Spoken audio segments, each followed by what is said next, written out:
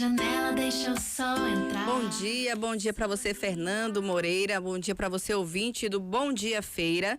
E nós estamos aqui com Camille, que é psiquiatra.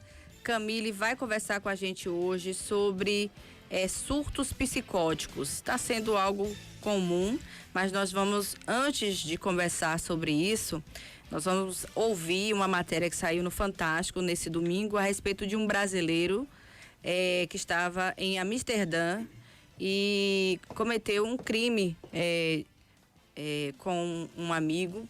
Tudo indica que vítima de um surto begolian. E vamos ouvir um pouco da história dele. Uma mãe que procura explicações para o assassinato do filho ocorrido esta semana na capital da Holanda. Deve ter tido alucinações e para ele ter feito isso com meu filho.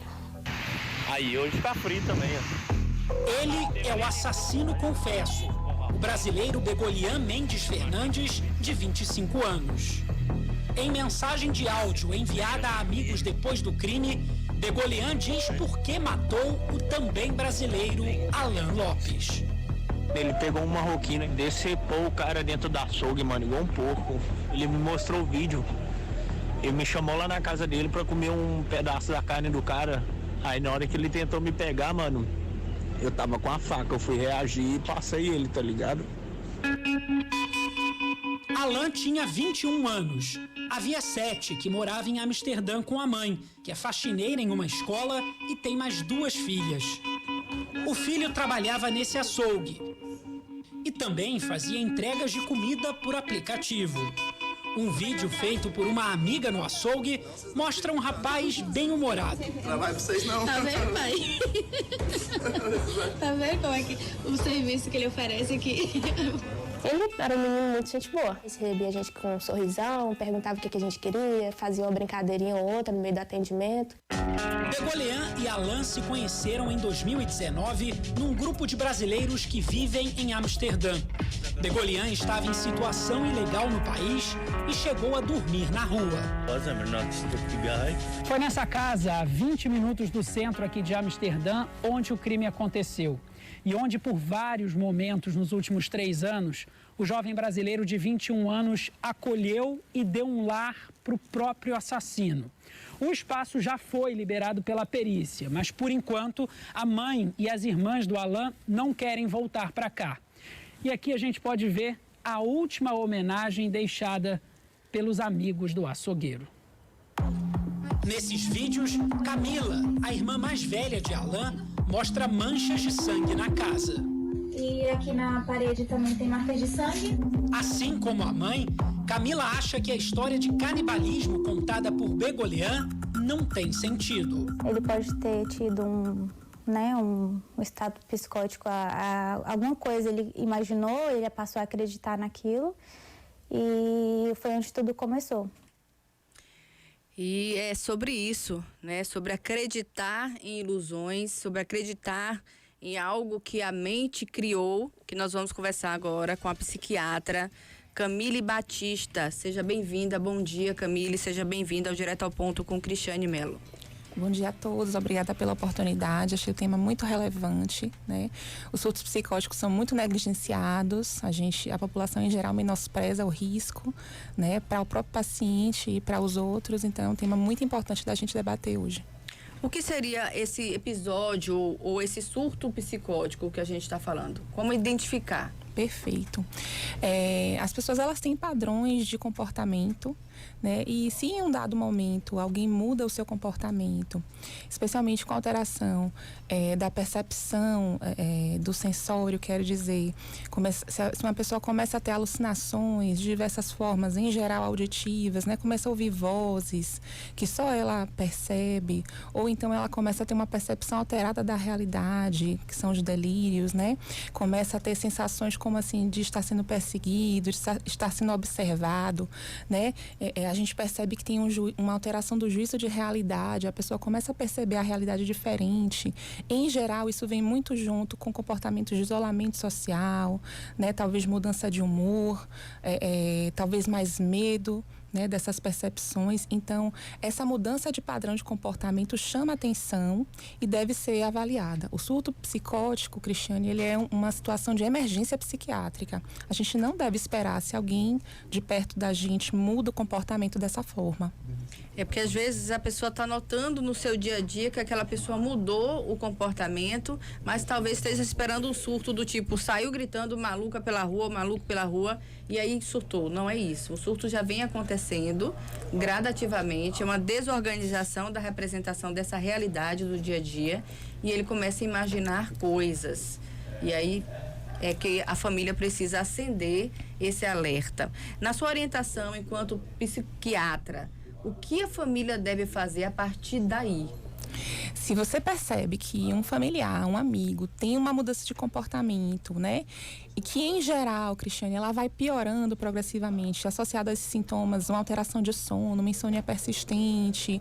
São pessoas que caem em produtividade, que alteram seus relacionamentos, podem ficar mais desconfiadas, mais arredias, né? Então, a família, o amigo, ele deve buscar uma emergência psiquiátrica ou um psiquiatra para fazer uma avaliação dessa pessoa, porque esses quadros, eles podem voltar ao normal, eles podem melhorar e tirar a pessoa daquele risco, né? De uma agressão física, de colocar o próprio paciente em situação de vulnerabilidade, né? São pessoas que, por alteração da percepção, podem cometer coisas que são imprevisíveis, né? Como esse caso do brasileiro, né? Ele imaginou que o amigo estava planejando a morte dele.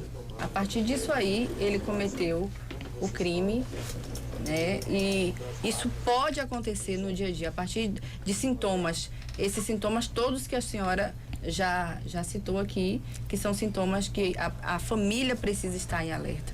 Hoje, com a política de essa questão de deixar o familiar vítima de algumas doenças psiquiátricas, isso pode acontecer de forma mais comum no dia a dia? Isso volta e meia acontece, não é uma coisa rara de acontecer, né? Tanto por doenças psiquiátricas, como quadros de esquizofrenia abrindo ou agudizando, bipolares, pessoas com deficiência intelectual, depressões graves podem ter sintomas psicóticos, mas também alterações clínicas, como doenças hormonais, desequilíbrios hidroeletrolíticos, de eletrólitos do nosso corpo, tumores cerebrais. Então, sempre que alguém mudar o comportamento, é importantíssimo que de forma muito rápida e efetiva essa pessoa seja levada para avaliação. Quem tem um surto, ela lembra? Pode lembrar ou não, isso é muito variável, né? Mas são pessoas que perdem a razão, porque os sintomas psicóticos, eles são muito verdadeiros. As alucinações, o delírio, ele é muito real para a pessoa que sente. Então, às vezes as pessoas querem até conversar, convencer o psicótico, quem está psicótico, de que aquilo não é realidade, mas não funciona, né? Em geral, só tem mais conflito, mais confusão. Então, o ideal é a intervenção mesmo profissional. Como fica a pessoa depois de um surto? A depender da doença, por exemplo, assim, as pessoas que são bipolares, que voltam ao normal, né, com o tratamento correto, em geral elas ficam muito constrangidas depois do surto, porque podem cometer coisas que não cometeriam em sã consciência, né?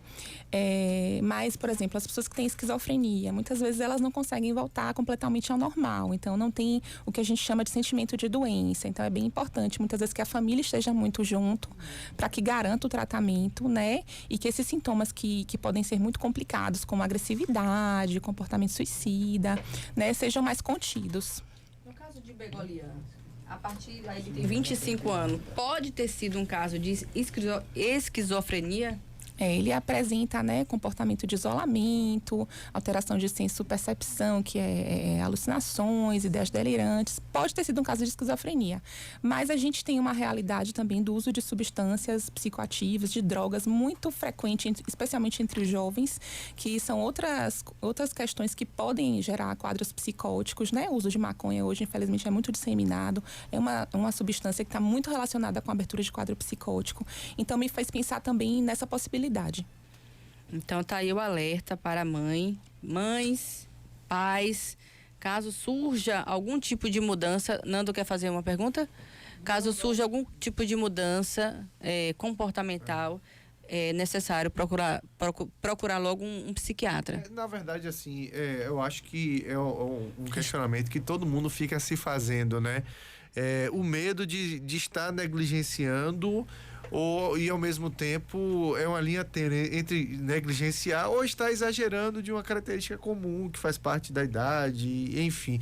Esses sinais de alerta, doutora, o que é que mais deve ser observado pelas pessoas? O que é que a senhora entende como, olha, isso aqui, de fato, vale a pena pelo menos a consulta a um psiquiatra, a consulta a um profissional para, de fato, não sei se nesses casos também logo no começo a gente consegue, né, sanar mais, o problema com mais facilidade. Enfim, existem esses sinais de alerta, assim? Sim, com certeza. Alterações nos sintomas, né, do sistema mental, né? Como assim, alteração de sono, especialmente insônia, mudança de comportamento no sentido de ficar mais isolado, a pessoa que começa a ter ideias delirantes, equivocadas, né? Diferente da realidade, alterações de humor. Então, um conjunto de sintomas nesse sentido merece uma avaliação, sim.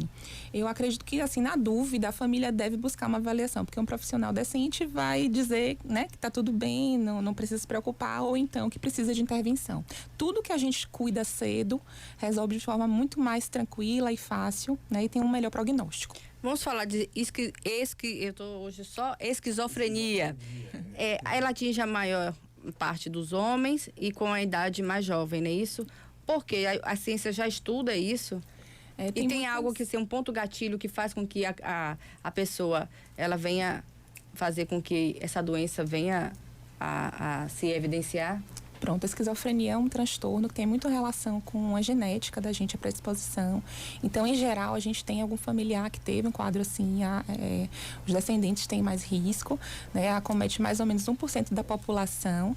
E, em geral, os quadros abrem mesmo no fim da adolescência, início da vida adulta e atingem mais os homens, né? Tem muitos mistérios ainda na psiquiatria. A gente não compreende ainda por que essa população, mais homens, né? Mais jovens. Mas o que a gente sabe é que essas intervenções são bem importantes para que o transtorno ele se estabilize, né, e não comprometa tanto a vida da pessoa. Infelizmente, é uma doença que não tem cura, não é isso, doutora? Não tem cura, mas tem controle. Tem controle. É possível controle, sim. O que fazer? Caso você tenha, Deus livre e guarde, gente, alguém em casa, um filho que de repente surta, o que fazer? Como prestar esse primeiro atendimento, esse socorro? De forma emergencial, buscar uma emergência psiquiátrica ou uma avaliação psiquiátrica.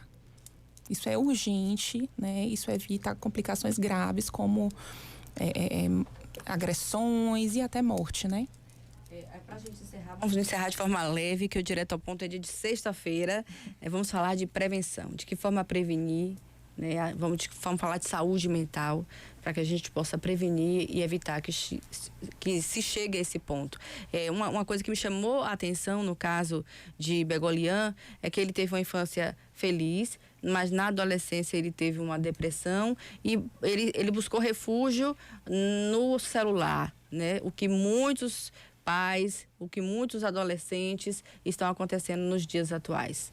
Perfeito. Para a gente prevenir qualquer transtorno mental, a gente começa do básico, né? Uma boa alimentação, uma boa hidratação diariamente, cuidar do nosso ambiente cotidiano, então cuidar da família, né? Que o ambiente da nossa casa seja sempre harmônico. Sempre é difícil, mas assim, a gente buscar isso, né? Cuidar da escola também, né? Na escola acontecem importantes gatilhos como o bullying, que é uma coisa super danosa para os jovens, né? Então a gente buscar proteger os nossos jovens, né? Fortalecer a autoestima deles, né? Isso aí é bem protetor. Evitar consumo de substâncias psicoativas, especialmente na adolescência, né? Que é onde o nosso cérebro ainda está em formação, é muito vulnerável, é muito fácil de se viciar e de ter complicações, né? Como surtos psicóticos. E prática de atividade física também é outra coisa extremamente importante. Eu brinco que é um remédio, né? Todo mundo tem que fazer atividade física pelo menos 3 vezes na semana, né? Pra gente ter uma boa saúde física e mental. Camille, muito obrigada por ter participado aqui do nosso quadro. Caso as pessoas queiram te encontrar, de que forma ter acesso a você? Eu atendo no edifício Ícone, ali na Getúlio Vargas, e tem o Instagram, que é @DRA Camille, com 2 L's e psiquiatra.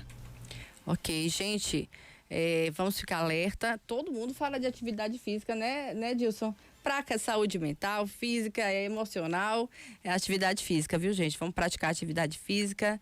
Já bebeu água hoje? Se não, beba água. Muito obrigada. Antes de encerrar, eu queria fazer um convite em nome da família de Dr. Pitangueira, pedir esse espaço aqui. Nesse domingo, às 11 horas, Dr. Pitangueira, que foi diretor do Hospital Clérito Andrade, você que foi admirador, que é, né, admirador do trabalho dele, paciente, enfim. Neste domingo, às 11 horas, aqui na Igreja dos Capuchinhos, vai acontecer a missa de 7º dia, os familiares estarão presentes e você vai poder dar suas condolências.